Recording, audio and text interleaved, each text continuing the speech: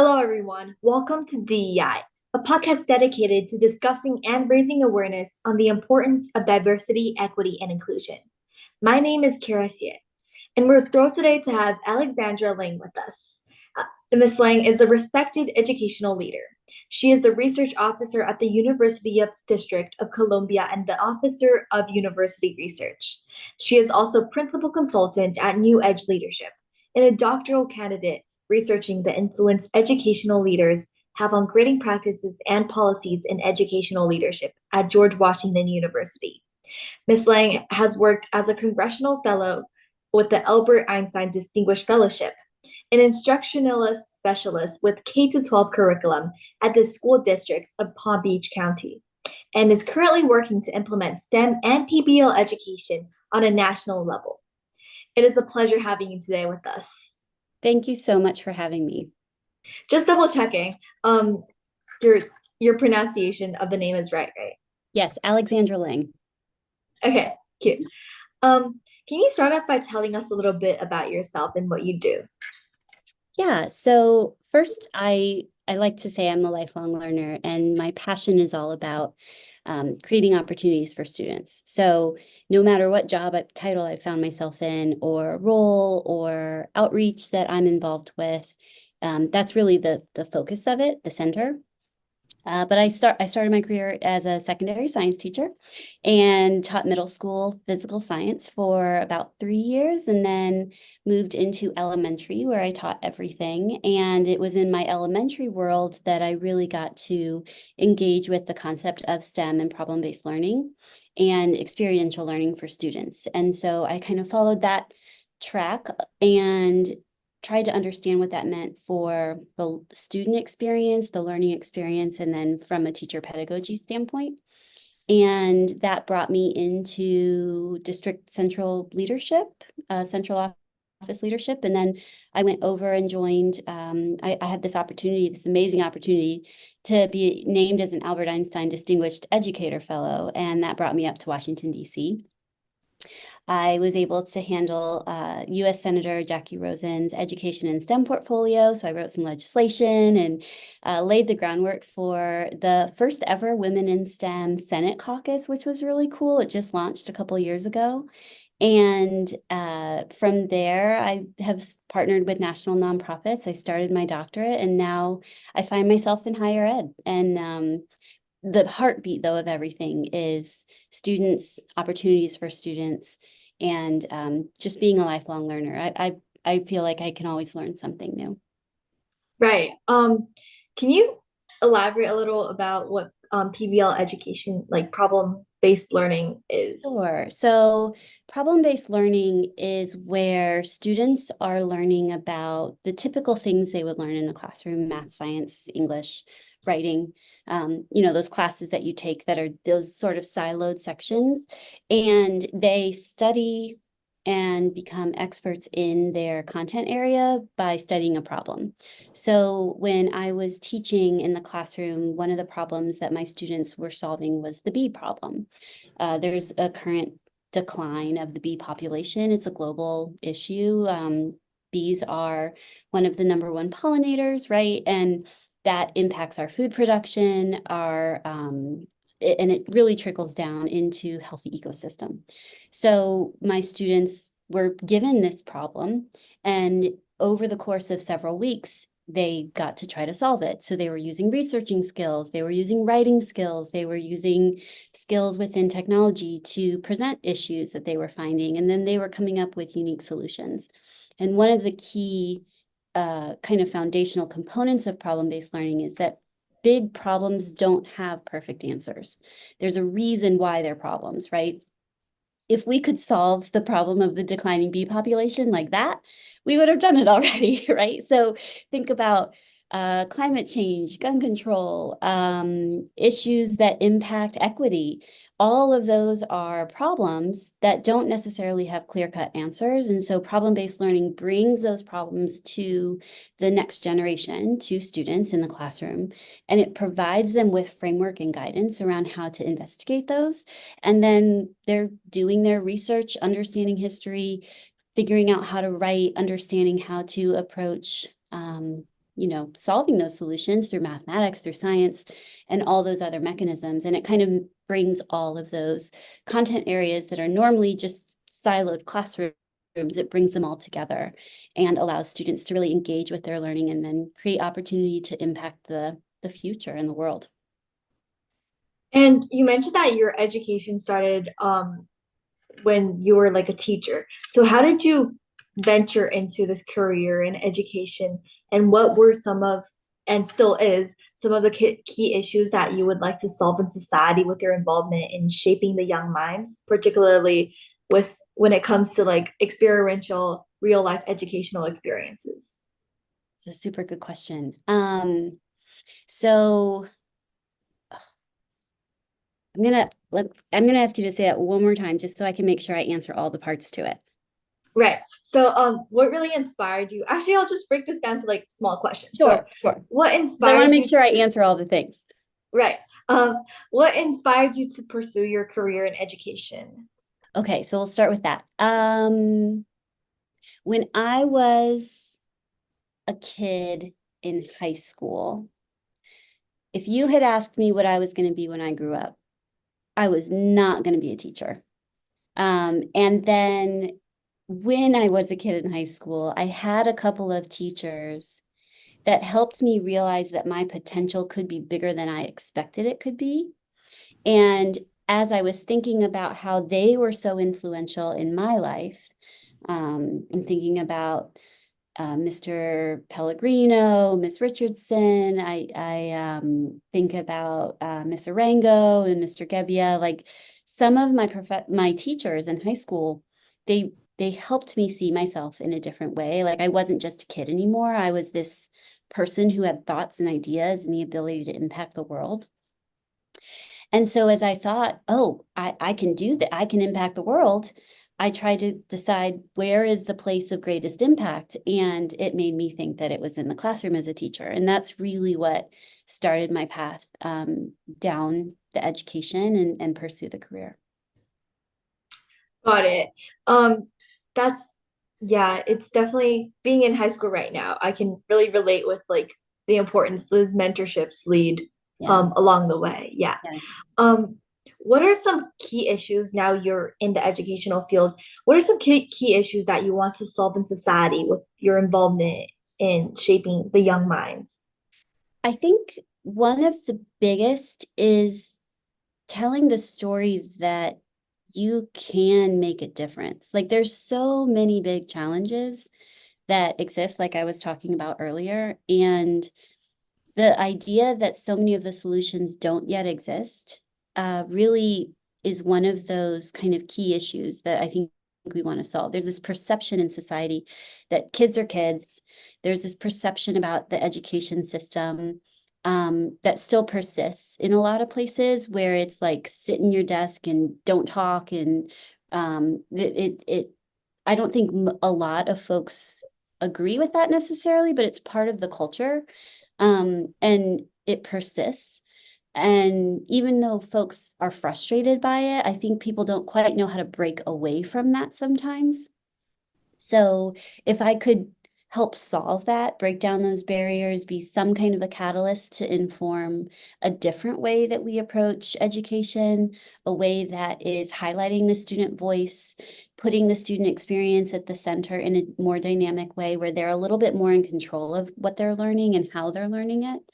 And in a way that is really honoring the the fact that the future president is in an elementary school classroom right now, right? Like we don't know who that person is, but they will be the president of the United States one day. So honoring the immense potential in a classroom is really the thing that sits at the precipice of opportunity for our country, and leveraging that in ways that is honoring the individuals in those spaces is really important to me.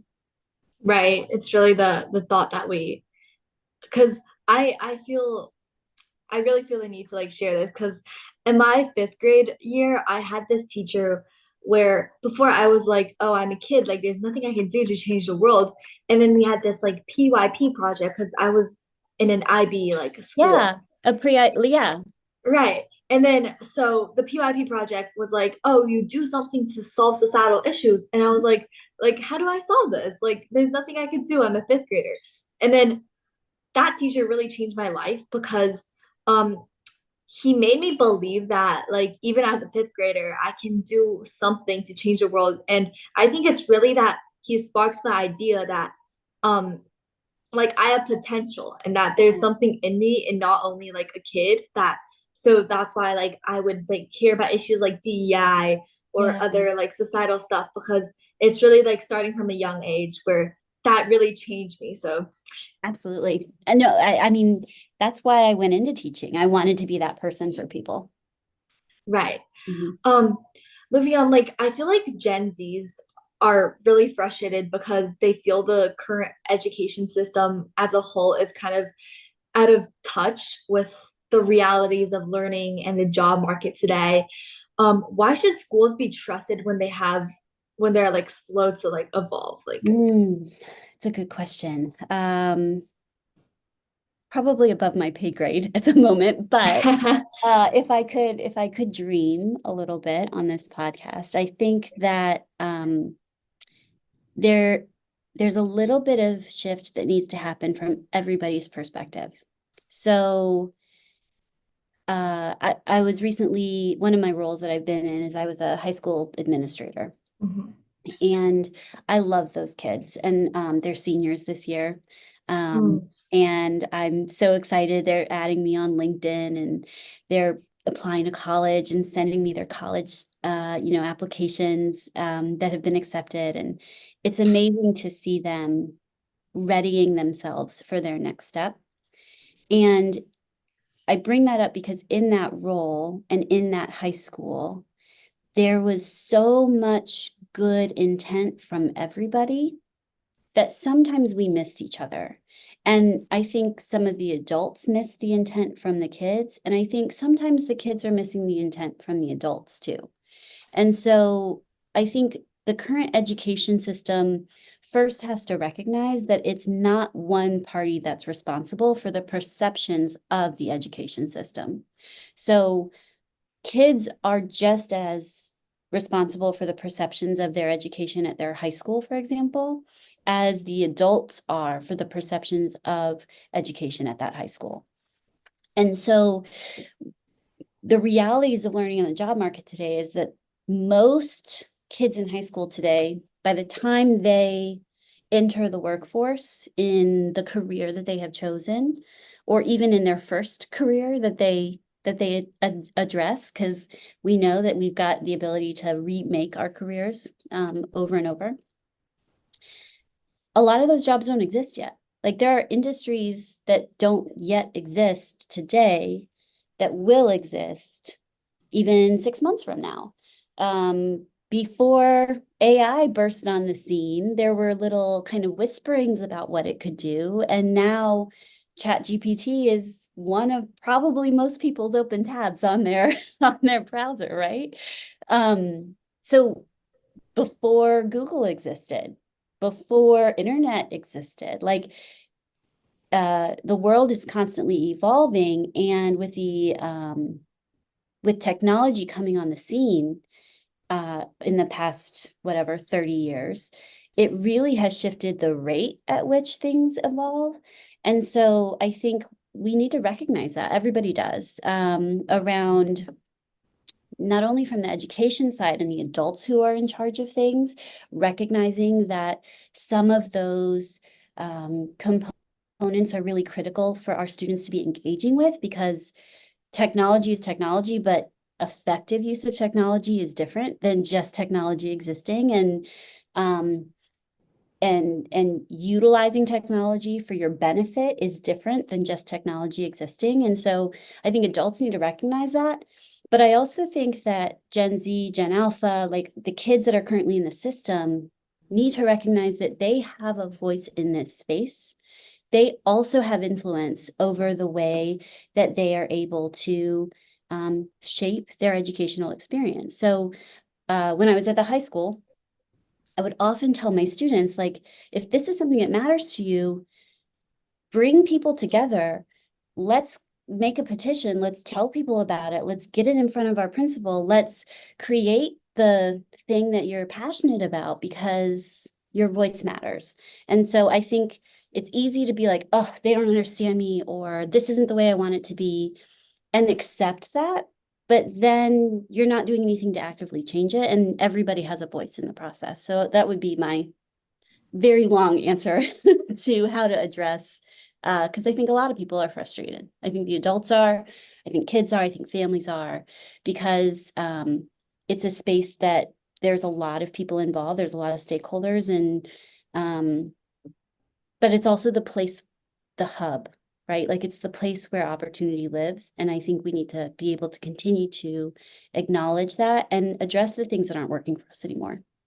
Right. It's more of the voice and the representation and Yeah, everybody being involved in the process. yeah. Um, but also, just like we mentioned, I feel like technology does bring a lot of opportunities along the way, Mhm. but education now, it seems, is still like a luxury item where money determines how much one learns and the quality of like your learning. And do you honestly think education and knowledge can ever be truly free, or how can it be more equitable? Mm. I think that education and knowledge is within reach, but there has to be a desire to reach it. So, that education and knowledge, I think some of the kind of, I don't even know how to frame it. Some of the systems, I think, create barricades. And in spaces where education costs, it does feel like it's not equitable. Um, the recent Supreme Court decision to strike down um, the the way that students are accepted into college, for example, and I'm blanking on that right now because end of my day. But the recent Supreme Court decision where now universities are not mandated to look at the diversity within their acceptance rates. Affirmative action is. Affirmative action. Thank you. I needed you for for that help. It really is. It puts the hope that people will care about equity for education. It puts the hope that equity is going to be taken care of, but not assurance that equity will be taken care of. Does that make sense? Yeah, yeah, that Um, makes. because when you can buy something, it decreases its ability to be equitable. And when you can buy your way out of something, it also decreases the ability to be equitable. And I think that there's some systems that not just from within education, but from the country at large that have to really consider what we're doing and what we should be doing and what we shouldn't be doing that are preventing equity from being a really focused um, kind of determiner as we consider our future of our country. Right. Yeah. Um, Speaking of like equity and stuff, how do you wish and how have you seen society or public institutions try to implement the concept of equity and inclusivity within the minds of the new generation through education? Um, I think we're having a lot of really good conversation, Right. There's a lot of discussions and right? debate on the Like need of this. there's a lot of discussion. It makes me think back to when I was in my classroom as a teacher and I was engaging with that PBL student-centered STEM because as I was learning about it and as I was trying it, it made me realize that kind of to your last point, that education is a luxury. If we're providing the opportunity to learn, then it starts to break down that equity barrier. It starts to create the equitable space. And so currently in my role at the university, I'm the research officer, right? And one of those components of what I do is graduate student research. So in my role, being equitable, I support students who are trying to do research and make sure that they have all of the materials that they need at their ready. But I think really it comes down to building that concept of equity is being willing to talk about it. If we don't talk about it, or if we push it to the side, or if we not only push it to the side, but refuse to listen to somebody else's perspective, we can't make we can't make forward movement. And there's talking, there's listening, and Mhm. there's fighting. And I think sometimes we get those mixed up when we're talking about equity and inclusivity. And I think out of fear that something will be said that will hurt someone, sometimes we don't talk about it. Right. And out of fear that we're doing it wrong, I think sometimes we don't talk about it. And the only, in my opinion, this is not anybody telling me to say this, is just me. I really think that if we are afraid to talk about something, that is all the more reason why we need to have conversation, and not just talking, but really listening to everybody and everybody's viewpoint, because somewhere in all of those viewpoints is where we find our paths forward. Right. Um, and speaking of this, in recent years, there's been a growing trend to discontinue like inclusivity, diversity, concepts in corporations. Yeah. And recently there was a New York Times article that discusses different like ways that public institutions have stopped funding DEI. Um, do you think, or how do you think, like public institutions are affected by this like discontinuity, and how we can progress forward with that? I think that it's a sometimes good intentions get legislated into law, and sometimes good intentions get impacted by money, and Mhm. sometimes bad intentions get legislated into law, and sometimes intentions get impacted by money. And so in the middle of all that, I think folks get caught up in trying to not only serve the body in which they are responsible for and to, but in trying to do the best they can in what they know. And so we have to be, I think, really careful, kind of as a system. And it kind of goes to the last thing I said, that if it feels like something that's scary to talk about, we probably need to be talking about it. And somewhere in the middle of those conversations, there are things that not everybody understands, and being open and willing to try to understand from other perspectives, from other backgrounds. I mean, even you and I, while we have some similarities and some common interests, there are things about you and your background and experience that I don't know about that would enrich me as a human, as a learner, as a fellow American, right? And as just a fellow person in this planet who, if I'm not open to hearing that from you, I think it limits me. And I think sometimes when things get too scary, we pull away from them. And unfortunately, D&I has been one of those things. Possibly politically, possibly financially, possibly because we're not quite sure how to handle it. So let's just put it in the box over there. Makes me think about cell phones in high school sometimes. Let's put it in the box Um, over there, yeah, right?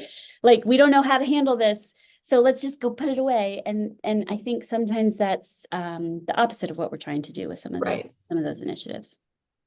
right. Are there any flaws or things that you see that could have been changed in education in today's society? Um, I'm going to talk about my recent research that I've engaged with, and talk about grading. So the one that's forefront of my mind is really about grading. We work really hard for them. There's a lot of things that require grading, but how am I supposed to know that the A that I get in a class over there is the same kind of A that you get in a class over there. Right. And I think that there's some challenges with what grades are saying. So in my most recent research, I interviewed several principals, high school principals from around the nation. And one of the principals told me about this sort of experience. He bought a house. It was a fixer-upper. It needed new tile. And he didn't have the money to pay for a tile, layer to come and do the tile in his house. He ripped it all out and he started in his daughter's bedroom. And he said, if you had graded me on my ability to lay tile based on her room, I'd probably be a D. Like, not that great. Things were crooked. It wasn't really straight. I had a couple broken tiles. He said, and then I moved on. I did the hallway and I did the kitchen and I finished in the master bedroom. And he said, and if you were to look at the master bedroom, you would probably think that I was a really good tile layer because I'd gotten all that practice, right, along the way. And it was nice. I had tiles on angles. I had special cuts. And he said, so let me ask you a question about grading. Am I a C tile layer because I started as a D and I finished as an A? Or am I an A tile layer? And I think sometimes with grading, even with our best intentions, we create a perception of ability about a student with a letter or a number that isn't necessarily representative of their ability to know or learn or do. And there's part of that comes into the human element, right? Like, if I get a D, does that mean I quit because I'm not good at it? Like, he could have quit laying tile. He could have been like, I'm not good at this. But he persisted. So there's part of it that's about your own will. But I think sometimes when someone tells you that you failed at something, that's really hard to bounce back from. And grades often are telling students what other people believe about them. And if I could fix one thing, it would be that. Right. I really resonate with a lot of stuff you say today because I'm a high school student. I totally understand how grades is like a very surface level way you can view a kid. Yeah. And there's my friends who's they might not get A's in classes, but they're really good students, they're really good people, and I can see them being successful in life. But it's just grades, first of all, they're like a subjective way a teacher can view you and give you a letter Yeah. just because of like any test or any like written paper that they might not like or they might like. But it's also like a way we define ourselves right now to get into college, to get like a to graduate, to like it's a way we define ourselves and how successful we are that might not mean anything that deep. And yet to get to college, there's great GPA requirement and Right. how cheap Yeah. your car insurance is. It Yeah. say your grades. Like, so all of those things are using that measure. And yet that measure, I don't think is accurately demonstrating a student's ability to learn or know or do. Right. And Yeah. that's a breakdown, right? Because if the ultimate goal of education is for students to be able to learn and know and do, but we're measuring them with something that's not accurate of that, there's a disconnect. Right. Yeah, exactly. I also have this friend of mine who she was really bad at chemistry in the beginning of the year. She got like C's in her courses. And then she showed up to every extra help practice. She talked to the teacher after class. She would ask students for help. She would like really participate in that class, trying to like um improve her grade. So like she was a really strong learner, but because of that first C, like she got a B in that like whole like quarter. So yeah, I would say it's kind of it's like it Was she a doesn't really put B chemistry right. student or should she have been an A? Like, Yeah. yeah, Like it it's so doesn't show different. your growth at all. Mhm. Yeah. Yeah. Um finally, like what messages would you do you have for teens like Gen Zs, Gen Alphas, who are no longer looking to schools to learn because like schools have punished kids for entrepreneurship, some resistance to teaching like financial literacy and like absence from like complexity of like politics.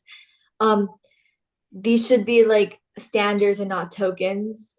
So like what messages do you have for the teens that kind of want to search for their own path outside of like public institutions? Yeah.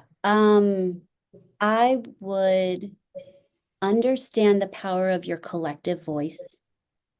Uh, I remember when there was a awful shooting at Marjorie Stoneman Douglas in Florida, and I was teaching in Florida at the time, and the collective outcry of those students really was one of the influential catalysts to start to have that conversation. Um, I hate with everything in me that someone who does not have the mental health support that they need has the ability to go purchase a weapon and hurt people. I hate that we are not having a bigger conversation about it yet. And yet, if the collective outcry of those students in that space had not really started having conversation, I don't think we would be where we're at today without them. So the first thing I would say is the collective voice is very powerful. Don't let anybody tell you you're just a kid. Don't let anybody tell you you're just a student. It is your education. It is your future, and you should have a say in it. So that's the first thing I would say. The other thing I would say is find your champions. Find the adults in the building who want you to succeed. Figure out how to leverage them as adults who want you to succeed, and look in your community for free programming. One of my former roles, I was a national director of school leadership with an organization called 3DE by Junior Achievement. And Junior Achievement is a stateswide, countrywide organization. There are essentially junior achievement offices in every major area. They have a ton of free, you brought up financial literacy opportunities, entrepreneurship opportunities for students. So while some things may be held out of public schools because of bureaucratic oversight, or we didn't get the right permissions or whatever, there are a lot of incredible nonprofit community-based organizations that are providing some of those things to students, that are not token items, that are not expensive pay-to-play programs, that if you go looking for them and you look for the resources you want to learn about, you'll be able to find things in your community and tap into those. Like school, yes, it's a hub. It's not the only place you learn, right? Like I learn every day from the folks I follow on LinkedIn, from the people I follow on Instagram, from the videos I see, um, from the books I read, from messing around with AI, truthfully. Like I learn every day. So I think part of the other message I have is your learning doesn't have to start and stop in a classroom with a teacher you agree with. There will always be people that maybe are not in your corner. Doesn't matter whether you're a student or a professional. And there will always be places where you have the right over the way you learn, and you get to decide how you learn. So don't don't cut yourself out of that English class because you disagree with the teacher. There is something in that class you can take away from because you are a learner. And don't eliminate yourself from conversation in the math class because you feel like you are, because somebody once told you you were bad at math. You're not bad at math. You may be still on the process of figuring out math, but you're not bad at anything unless you decide you're bad at it. So those would be the messages that I would have for teens. Thank you so much. That's truly meaningful messages. Yeah. Um, Anyways, thank you so much for being here today, and it's a pleasure talking to you. It was so wonderful to talk to you.